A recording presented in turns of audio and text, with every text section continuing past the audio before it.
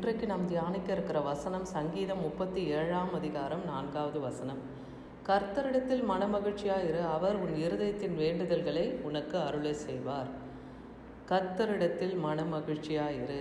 அப்போ தேவனிடத்தில் நாம் எப்படி இருக்கணும்? மனமகிழ்ச்சியாக இருக்கணும்னா கர்த்தரை பாடி துதித்து அவரை மகிமைப்படுத்தி அந்த காரியத்தில் நாம் மனமகிழ்ச்சியாக இருக்கும்போது, கர்த்தரிடத்தில் நாம் மனமகிழ்ச்சியாக தேவனை துதிக்கிறதுல நாம் உண்மையாக இருக்கும்போது அவர் நம் இருதயத்தின் வேண்டுதல்களை எல்லாம் நமக்கு அருளை செய்வேன்னு சொல்கிறார். அடுத்து நாம் கர்த்தருடைய வார்த்தையிலும் கர்த்தருக்குள்ளாகவும் நாம் நிலைத்து இருக்கும்போது நாம் கேட்டுக்கொள்வது எதுவோ அதை உங்களுக்கு செய்வேன்னு யோவான் 15:7 சொல்கிறார். நீங்கள் என்னிலும் என் வார்த்தை உங்களிலும் நிலைத்திருந்தால், அப்போ இயேசு கிறிஸ்துவை விசுவாசிக்கும் போது அவர் சொல்லுகிற வார்த்தையும் நாம் விசுவாசிக்கணும். அப்படி நாம் விசுவாசித்து நடக்கும்போது நாம் கேட்டுக்கொள்ளுகிறது எதுவோ அதை அவர் நமக்கு செய்வேன்னு சொல்கிறார். அதே போல் கர்த்தர் தமக்கு பயந்தவர்களுடைய விருப்பத்தின்படி செய்து அவர்களுடைய கூப்பிடுதல்களை கேட்டு அவர்களை ரட்சிப்பேன்னு சொல்கிறார்.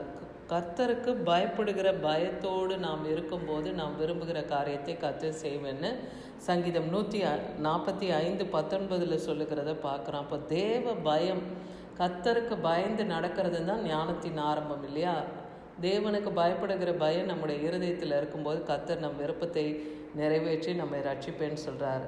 ஏசாயா 58:13-14 வசனத்தில் பார்க்கும்போது இங்கே நம்ம என்ன தேவனுக்காக செய்யும்போது கர்த்தர் நமக்கு அந்த மன மகிழ்ச்சியை தருவாரான்னா, தம்மில் அன்பு கூறுகிறவர்களை காப்பாற்றி தேவனிடத்திலே அன்பு கூறணும். அன்பு கூறுதல் என்பது என்ன?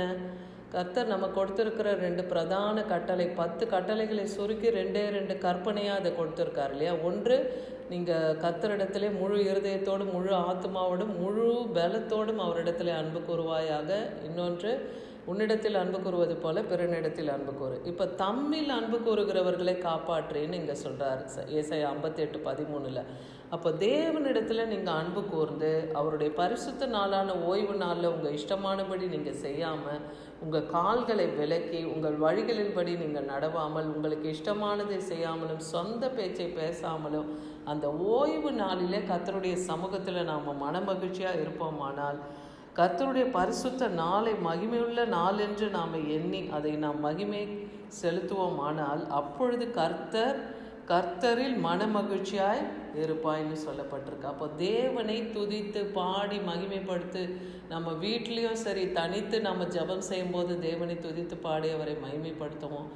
ஆலயம் ஓய்வு நாளில் சென்று தேவனை துதித்து மகிமைப்படுத்துகிற காரியங்கள், அப்படி நம்ம கர்த்தருக்குள் மனமகிழ்ச்சியாக இருக்கும்போது தேவன் நம் வேண்டுதல்களை கேட்பாராம். பூமியின் உயர்ந்த இடங்களில் உன்னை ஏறி இருக்கும்படி உன் தகப்பனுடைய யாக்கோபுடைய சுதந்திரத்தால் உன்னை போஷிப்பேன்னே சொல்கிறார். அப்போது உன்னத இடங்கள், உயர் ஸ்தலங்கள், உயர் பதவிகளில் கூட நம்மை தேவன் வைக்க வல்லமையுள்ளவர். யாக்கோபுக்கு கொடுத்த அந்த சுதந்திரத்தின்படியே நம்மை போஷிப்பேன்னு சொல்கிறார். யோவான் 15:16 பாருங்கள், நீங்கள் என்னை தெரிந்து கொள்ளவில்லை, நான் உங்களை தெரிந்து கொண்டேன். ஏன்னா மனுஷன் தேவனை தேடி ஓடுறதில்லை. முதலாவது தேவன் நம்மை தேடி வருகிறார். அவர் நம்மை தேடி வந்த தெய்வமாக இருக்கார் இல்லையா?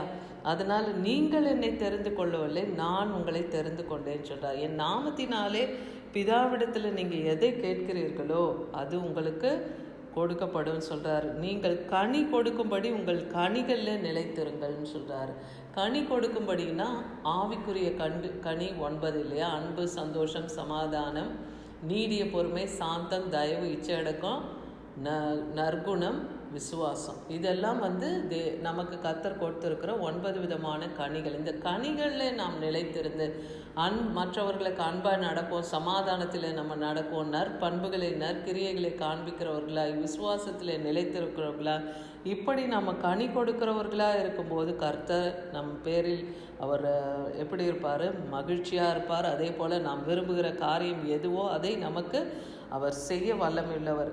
அவருடைய நாமத்திலே, கர்த்தருடைய நாமத்திலே பிதா மகிமைப்படும்படியாக நமக்கு சகலத்தையும் அவர் தர வல்லமையுள்ளவராக இருக்கிறார். சங்கீதம் 21:2 அவருடைய மன விருப்பத்தின்படி நீர் அவருக்கு தந்தொருளி அவருடைய உதடுகளின் விண்ணப்பத்தை தள்ளாதிருக்கிறீர். அப்போ கர்த்தர் அவரவருடைய மன விருப்பத்தின்படி தந்தருள அவர் வல்லமை உள்ளவர். நம்முடைய விண்ணப்பங்களை அவர் தள்ள மாட்டார். அவர் ஜபத்தை கேட்கிறவர். நம் விண்ணப்பங்களை கேட்டு அதற்கு பதில் தருகிற தேவன். அன்றைக்கு அன்னாள் கண்ணீரோடு அவர் ஜெபித்த போது கர்த்தர் அவருடைய விண்ணப்பத்தை கேட்டார். அதே போல் எசேக்கியா ராஜாவுக்கும் அவருக்கு இருந்த அந்த வியாதி, மரணத்துக்கு ஏதுவான அந்த வியாதி பலவீனத்தில் அவர் இருந்தபோது அவர் சுவர்புறமாய் திரும்பி அழுதார். அவர் கண்ணீரை கண்டேன், உன் விண்ணப்பத்தை கேட்டேன்னே கர்த்தர் சொல்கிறார். அதனால் நம் ஜபத்தை, நம் விண்ணப்பத்தை கேட்டு நமக்கு பதில் தருவார். இங்கே சங்கீதக்காரன் சொல்கிறார், நான் தியானிக்கும் தியானம் இனிதாக இருக்கும், நான் கர்த்தருக்குள் மகிழ்வேன்னு சங்கீதம் 104:34 பார்க்குறோம். கர்த்தரை தியானிக்கிற தியானம், தேவனை நாம் துதித்து மகிமைப்படுத்தணும், அவர் நாமத்தை நாம் உயர்த்தணும், அவர் நமக்கு செய்த நன்மைகளை நன்றி சொல்லி அவரை ஸ்தோத்தரிக்கணும். தேவன் இதற்கு முன்பாக வேதத்தில் எவ்வளோ அதிசயங்களையும் அற்புதங்களையும் செய்திருக்கிறார். நம்முடைய வாழ்க்கையில் தேவன் செய்த நற்கிரியைகளை எல்லாம் சொல்லி நாம் தேவனை துதித்து மகிமைப்படுத்தணும். இங்கே யோபு கூட பாருங்கள் 34:9 சொல்கிறார், தேவன் மேல் பிரியம் வைக்கிறது மனுஷனுக்கு பிரயோஜனமல்ல என்றாரேன்னு. அப்போ தேவன் மேலே நாம் பிரியம் வைக்கிறது மனுஷனுக்கு பிரயோஜனம் தான். அது பிரயோஜனம் அல்லன்னு சொல்லவே முடியாது. தேவனிடத்தில் நீங்கள் அன்பு கூறும்போது சகலமும் உங்களுக்கு நன்மைக்கு ஏதுவாக உண்டாகும் என்றே வேதத்தில் சொல்லப்பட்டிருக்கு.